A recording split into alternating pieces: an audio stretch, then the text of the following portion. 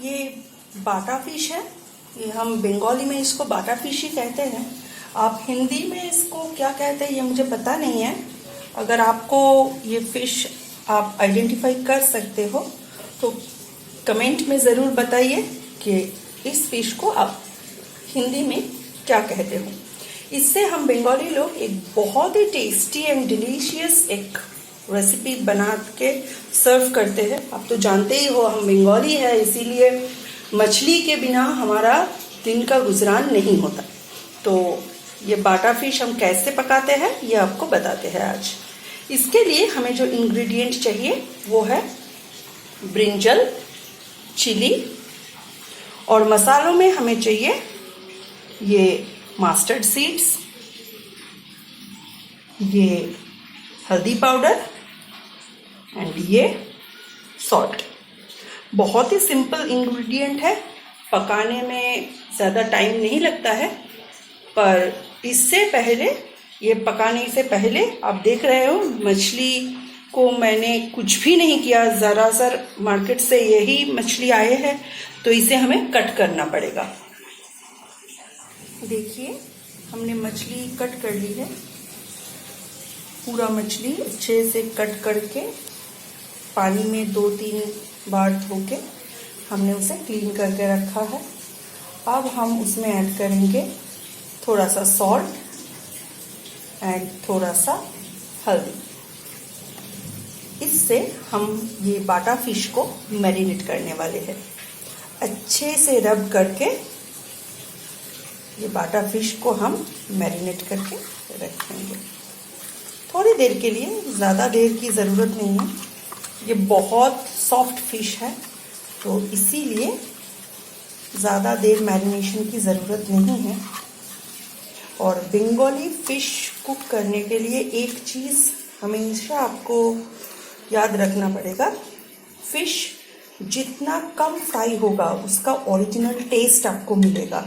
अगर आप रेड करके रफ करके फ़िश को फ्राई कर ले तो उसका न्यूट्रिशनल वैल्यू भी ख़त्म हो जाता है और उसका जो ओरिजिनलिटी है चिकन का या मटन का क्या होता है कि एक ही टेस्ट है, हम मसाला अदल बदल करके टेस्ट को चेंज करते हैं। लेकिन बंगाली जो फिश है वो फिश का हर एक फिश का एक खुद का अलग सा टेस्ट होता है। अगर आप ज़्यादा फ्राई करोगे तो इसका पूरा टेस्ट आपको नहीं मिल पाएगा। देखिए मैंने बहुत ज़्यादा हल्दी या नमक का इस्तेमाल नहीं किया है, थोड़ा सा मैरिनेट करने के लिए ये यूज़ किया है। ऐसे ही हम अपनी जो ब्रिंजल है उसको भी मैरिनेट कर लेंगे, थोड़ा सा सॉल्ट एंड थोड़ा सा हल्दी लेकर। हम ब्रिंजल को ऐसे कट कर ली है। देखिए ये है हल्दी और ये है थोड़ा सा सॉल्ट। अब देखिए इसको भी हम बहुत अच्छी तरह ऐसे रब करके मैरिनेट करने वाले हैं।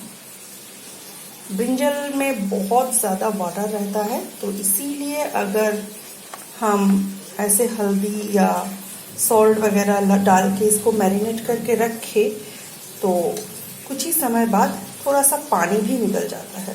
तो इससे क्या होता है, कुकिंग का टाइम बहुत कम लगता है ना। तो इसीलिए जो मैरिनेशन अच्छी तरह करना बहुत ज़रूरी है। ये देखिए ये थिकनेस मैंने लिया है क्योंकि ब्रिंजल अगर फ्राई हो गया तो उसके बाद ये बहुत सॉफ्ट हो जाता है, कुकिंग टाइम भी नहीं लगता है और छोटा हो जाता है। तो इसीलिए पीसेस थोड़ा लंबी और थोड़ी चौड़ी रखना बहुत ज़रूरी है। ये देखिए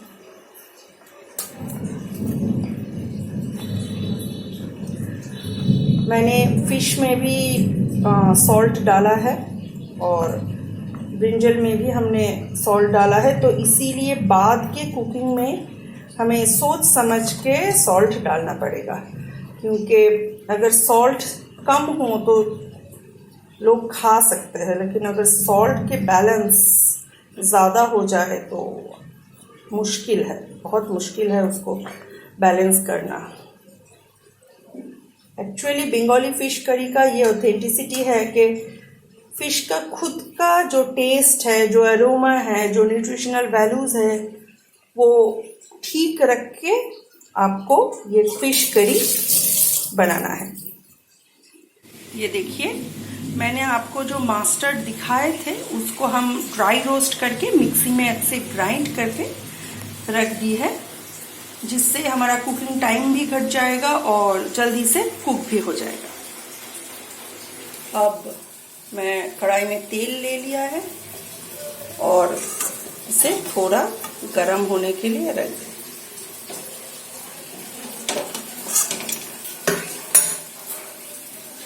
और इससे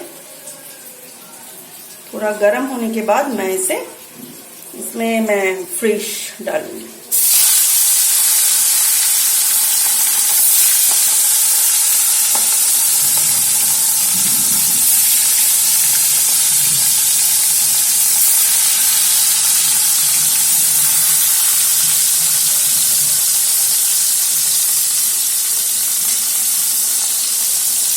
तेल अच्छी तरह से गर्म होनी चाहिए, नहीं तो कढ़ाई की जो सरफेस है उसमें फिश अटक जाते हैं। ये है सेकंड लॉट का फिश, ये फ्राई हो रहा है। इसके बाद मुझे ब्रिंजल फ्राई करनी है, फ्राई करके इसको अलग रख देना है। और यही मस्टर्ड ऑयल हमें यूज करना है पूरा प्रोसेस में, क्योंकि इसमें फिश का जो जूस है वो है। और यहाँ पे मैं कटा हुआ जो ब्रिंजल है, जो मैंने मैरिनेट करके रखी थी, वो फ्राई कर रही हूँ। ये फ्राई होने में ज़्यादा टाइम नहीं लगता है। पहले आपको लगेगा कि ऑयल थोड़ा कम है, क्योंकि ब्रिंजल बहुत ज़्यादा ऑयल सोक करता है, पर बाद में ये सारे ऑयल छोड़ देगी आफ्टर कुकिंग।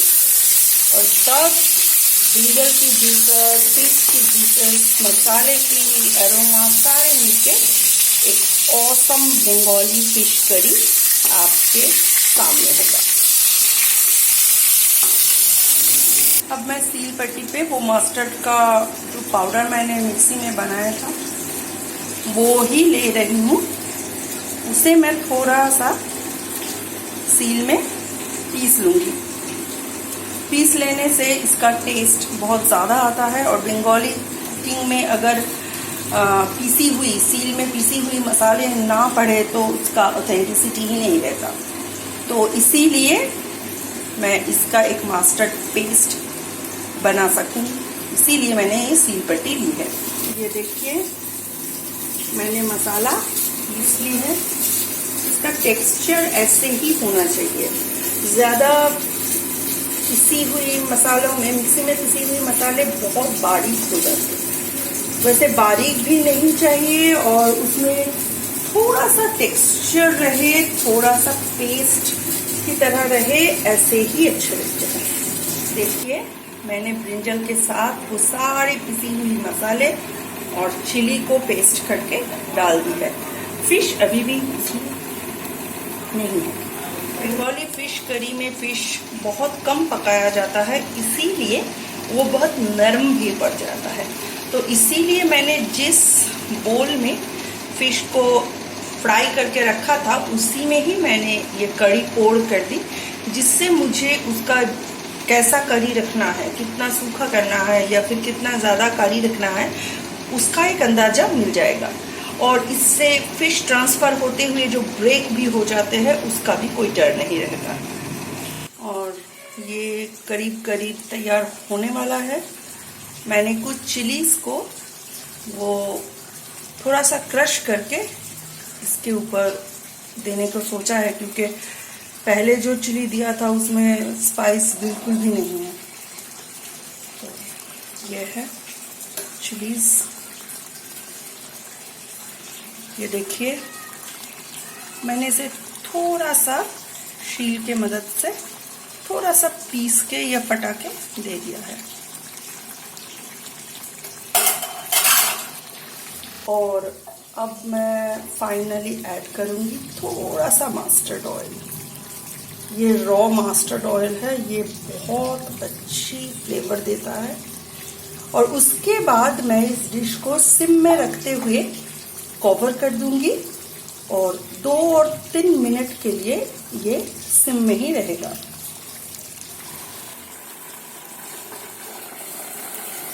और ये बन गया है हमारा टेम्पटिंग बंगाली बाटा फिश की सरसों वाली झाल। झाल का मतलब स्पाइसी होता है, पर हमने इसमें ज्यादा स्पाइस नहीं डाला है, पर ये खाने में बहुत ज्यादा टेस्टिंग, बहुत ज्यादा डिलीशियस लगते हैं। ऐसी बंगाली फिश करी या फिर बंगाली डिशेस के लिए आप हमारे चैनल में आइए, उसका सब्सक्रिप्शन लीजिए, बेल बटन में क्लिक करके रखिए, क्योंकि इससे मेरा कुक किया हुआ हर एक डिशेस, हर एक वीडियो आपके पास सबसे पहले पहुंचेगी। Thank you.